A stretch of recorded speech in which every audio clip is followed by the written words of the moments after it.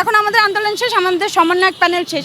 ক্যাম্পাসে যদি তারা রাজনীতি ফেরাতে চায় আমরা শক্তভাবে প্রতিহত করব, কারণ যখন আন্দোলনটা হলো তখন আমাদেরকে খুঁজে খুঁজে সমন্বয়ক ধরতে হয়েছে, কেউ সমন্বয়ক হতে চায়নি। যদি তারা ক্যাম্পাসে করতে চায় আমরা শক্ত হাতে তাদেরকে প্রতিহত করব।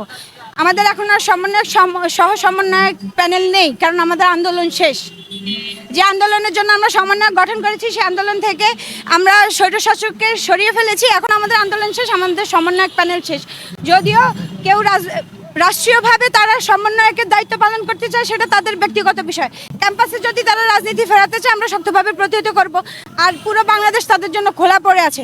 অবশ্যই এখন দেশে একটা রাজনৈতিক দল প্রয়োজন রাষ্ট্রীয়ভাবে। সেই ক্ষেত্রে যদি তারা আসলে, আমি জানি না তাদের উদ্দেশ্য কি, আমি যতটুকু জানি তারা শহীদদের সাথে, শহীদ ফ্যামিলিদের সাথে কথা বলতে গিয়েছে বা রাষ্ট্রীয়ভাবে মত বিনিময় করতে গিয়েছে। যদি ওই জিনিসটা সঠিক হয়, যদি আপনার বলা যে উদ্দেশ্য আপনি বলেছেন সেটা সঠিক না হয়ে বেঠিক হয়, তাহলে আমি তাদেরকে সাধুবাদ জানাবো যে অবশ্যই এখন দেশে একটা রাজনৈতিক দল গঠন করা জরুরি, যেটা জনগণের জন্য কাজ করবে। আমি আসলে ধিক্কার জানাবো, আমি আসলে একটু এইভাবে কথা বলা মানুষ, কারণ যখন আন্দোলনটা হলো তখন আমাদেরকে খুঁজে খুঁজে সমন্বয়ক ধরতে হয়েছে, কেউ সমন্বয়ক হতে চায়নি। কারণ তখন যে ফ্যাসিবাদী সরকার ছিল তাদের একটা আশঙ্কা ছিল যে তাদেরকে গুম করে ফেলবে, মেরে ফেলবে, একটা হুমকি ধমকির বিষয় ছিল, এজন্য কেউ সমন্বয়ক হতে চায়নি। এখন হুট করে এত সমন্বয়ক কোত্থেকে চলে আসলো?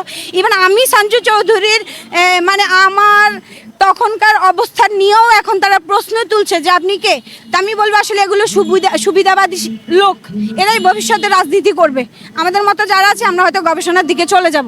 ভিসি স্যারের মধ্য দিয়ে আইন করে তারপর ক্যাম্পাসে রাজনীতিটা বন্ধ ঘোষণা করবো ইনশাল্লাহ।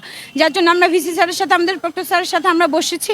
আর আমরা আশাবাদী যে আসলে এই আপনি যে কোশ্চেনটা করলেন এইটা ভেবেই আসলে আমরা আইন করার জন্য একমত পোষণ করেছি সবাই, যে একটা আইন হয়ে গেলে আর একটা চর্চার মধ্য দিয়ে যখন আমরা আশাবাদী যে আরও 3 বছর 4 বছর আমাদের তত্ত্বাবধায়ক সরকার, অন্তর্বর্তীকালীন সরকার থাকবেন।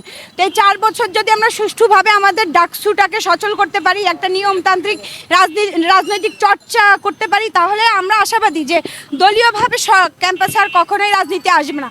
যদি আসে তাহলে সাধারণ শিক্ষার্থীরা আবার মাঠে নামবে। আপনারা জানেন, আমাকে কেন কন্ট্রোভার্সিতে ফেলছেন?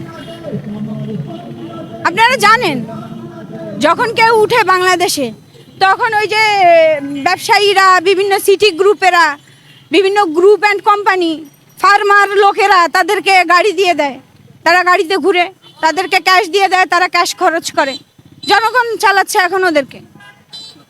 জি ধন্যবাদ।